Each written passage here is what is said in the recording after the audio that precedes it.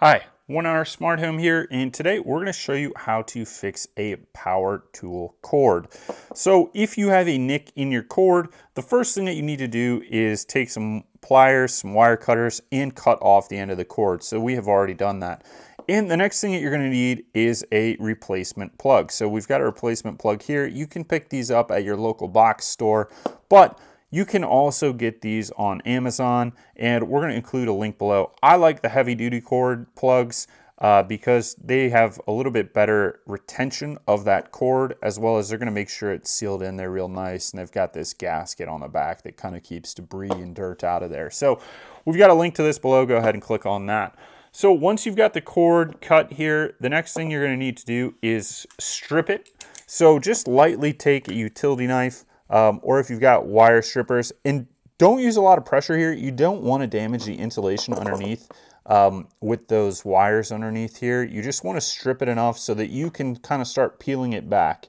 And here we go. We're going to peel it back, and you need a little bit so that you can get this into the plug.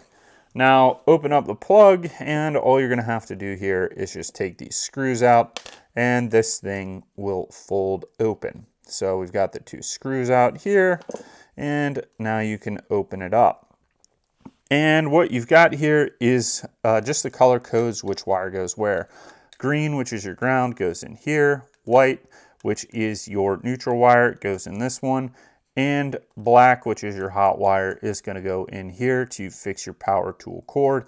And to tighten the cord down and secure it, you just rotate these in here and stick that wire in, and that's going to get you a fixed plug. So now you want to take this wire, and you kind of got to see how far in this needs to go so that you can remove the appropriate amount of insulation on the outside of the cord to get it inside this replacement power tool plug. So right about there is probably accurate. So we're just going to take this, remove a little bit more insulation, and just make a slight cut here.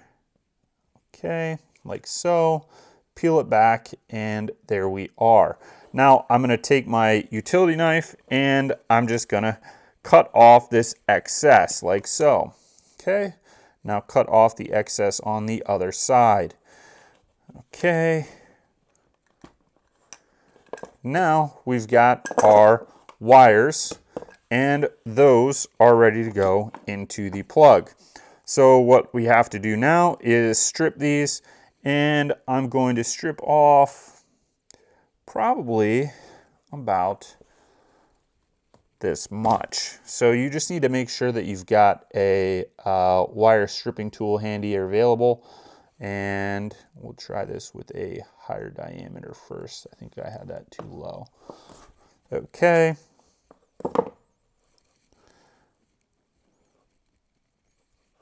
And now we're going to strip this last one here.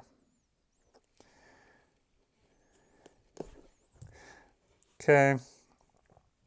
Now we've got our wires stripped and ready to go in there inside the plug. So let's look and see how much wire I actually need for that. So I can trim out a little bit. You can see that it's pretty close there. Maybe take a little bit out. Looks like I could take a 1/4 inch off each one of these. So I'm just going to twist these wires up, make sure they're all twisted real nice so that they're going to be easy to cut.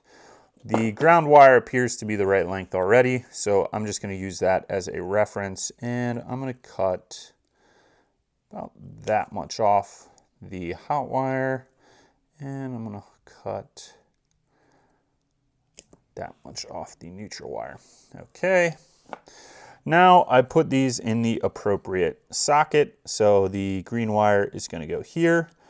Okay, that is inserted, and now we are just going to tighten that down with the screw that's on the side, and that will get the wire secured. So boom, we've got the green one in. Now let's get our hot wire in. Okay, make sure that that is down in there all the way. It is. Now I'm going to secure the hot wire with this screw here. Make sure it's nice and tight. Okay, we've got that secured. And the last one, our neutral wire.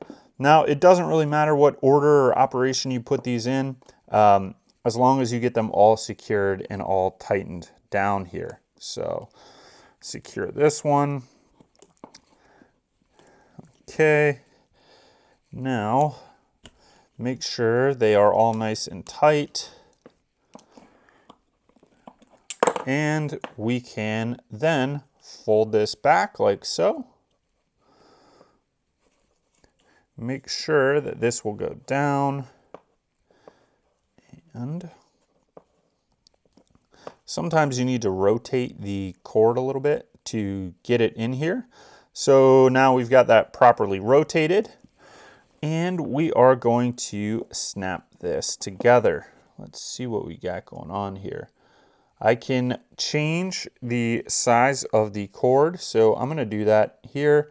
We've got a little larger cord than I think what was originally intended, so you take these tabs out like so.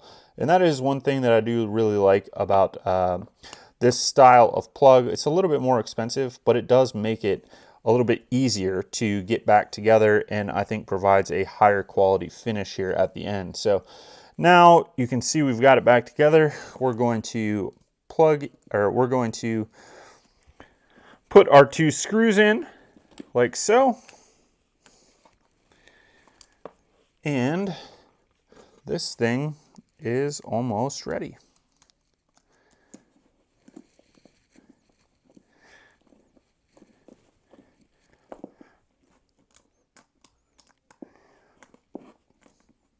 Okay.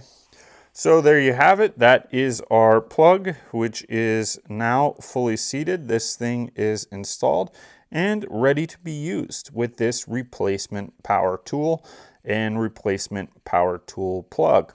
So a couple tips when you're doing this is make sure that you get something quality. I just picked this one up at a local store, but we'll include the link to this. I think having adjustable ends back here does make a difference to make this more secure. You can also throw some electrical tape around this just to make sure that it keeps the dust, dirt, and debris out.